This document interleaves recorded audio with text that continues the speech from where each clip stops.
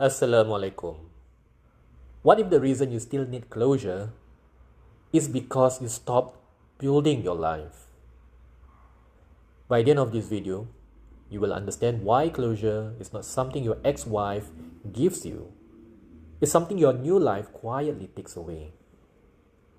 I'll show you the final stage of rebuilding after divorce where your past no longer controls your present. Several years ago, if someone had told me that one day I would thank Allah for not giving me the closure I desperately wanted, I would have thought they were crazy. Like many divorced men, I believed that there was one final conversation waiting to happen. One apology, explanation, admission, one text message, one moment where everything would finally make sense.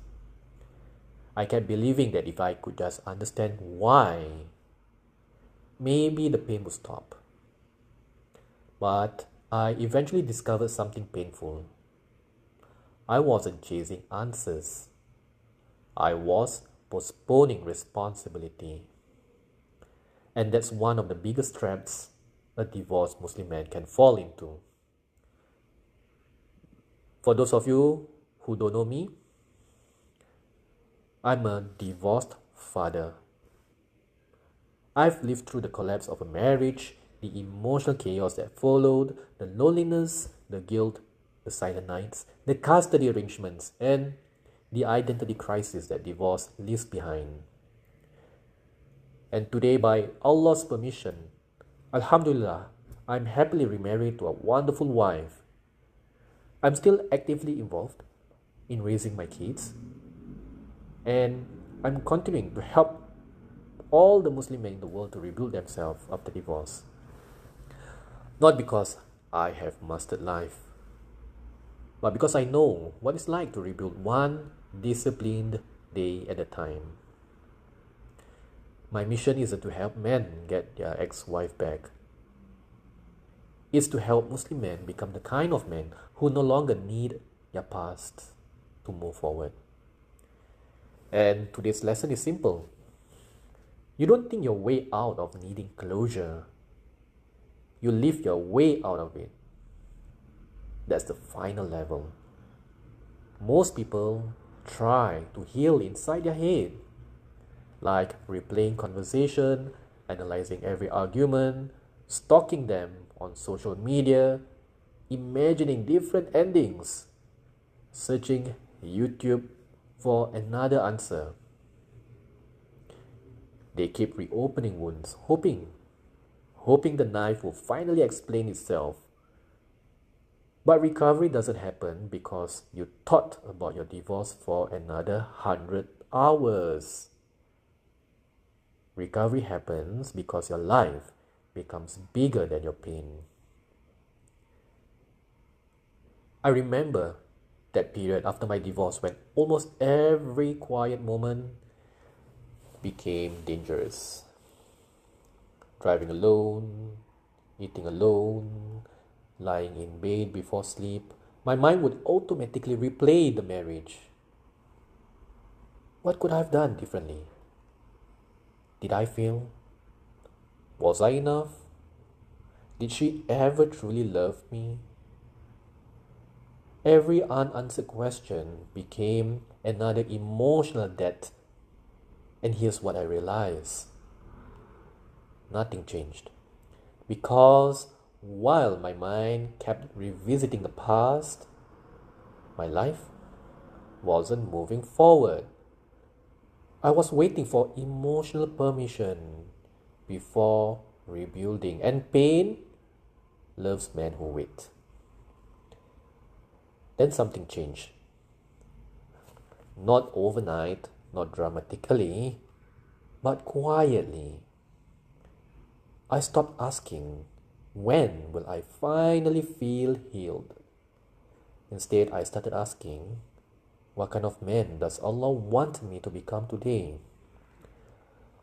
That one question changed everything, because now I had work to do.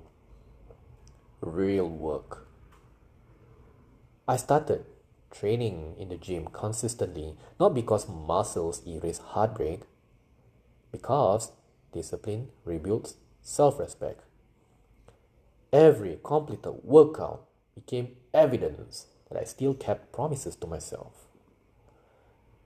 I guarded my prayers, not perfectly, as in praying on time, but I still do it intentionally.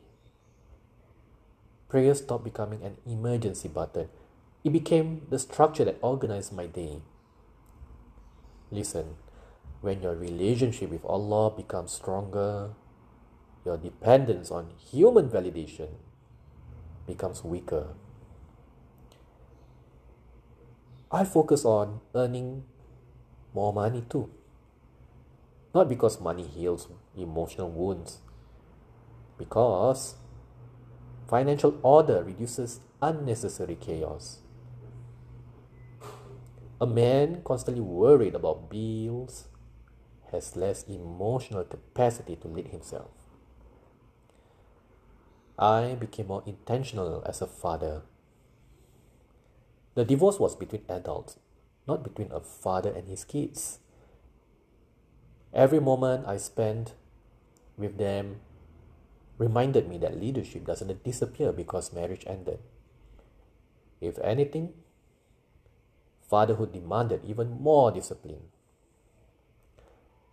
Then Allah blessed me with a righteous wife. Marriage taught me something unexpected. The greatest way to honor a good woman isn't by comparing her to your past. It's by becoming fully present. You cannot love today's blessings while emotionally renting space to yesterday's heartbreak. Your wife deserves your whole heart, not whatever is left after your ex. I clean my environment not because a tidy home magically heals trauma, because your surroundings quietly shape your behavior. Chaos outside often fits chaos inside. Order and structure creates momentum. I built a mission. This channel, the Maverick Mountain, wasn't created because I had all the answers. I did it because I realized my battle scars could become someone else's roadmap, inshallah. Every video, conversation, every comments from a brother saying, I thought I was the only one. That gave me a purpose. I turned that pain into a purpose. I became ruthless about keeping promises, the promises nobody else sees. Waking up early, training, praying, reading, serving, sleeping properly. Character isn't built by dramatic moments. It's built by ordinary, boring promises repeated for years. I stopped entertaining unnecessary drama too. Look, some people don't want peace. They want your participation. Every debate, argument you willingly enter becomes another delay in your own rebuilding. Protect your attention. It's one of your greatest assets.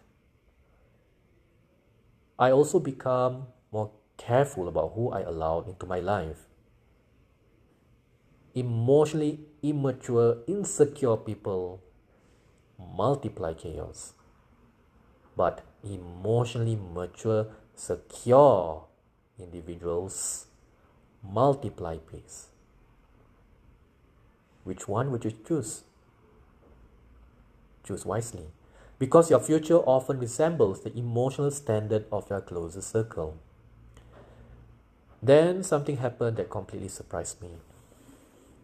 One day, I realized I hadn't thought about needing closure, not because every question had been answered, or every wound had disappeared, or my past suddenly became beautiful. No. No. It's because my present had finally became meaningful. That was the moment I understood. Closure didn't arrive. It quietly became irrelevant.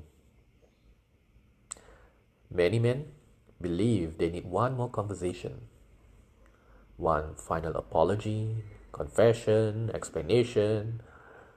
But imagine receiving all of that, then returning to an undisciplined life. You'll still be lost because your real problem wasn't missing information, it was missing direction. Listen, here's the truth most people never hear. Your healing doesn't begin when someone finally understands your pain. It begins when you stop requiring them to. That's emotional maturity. Tawakul. That's rebuilding. So, if you're watching this today and you're still waiting for her messages, regret, justice, waiting for closure, ask yourself one question. What part of my present have I neglected while staring at my past? Because every hour spent rebuilding yourself quietly turns the volume down on yesterday. Not because yesterday never happened, but because yesterday is no longer who you are.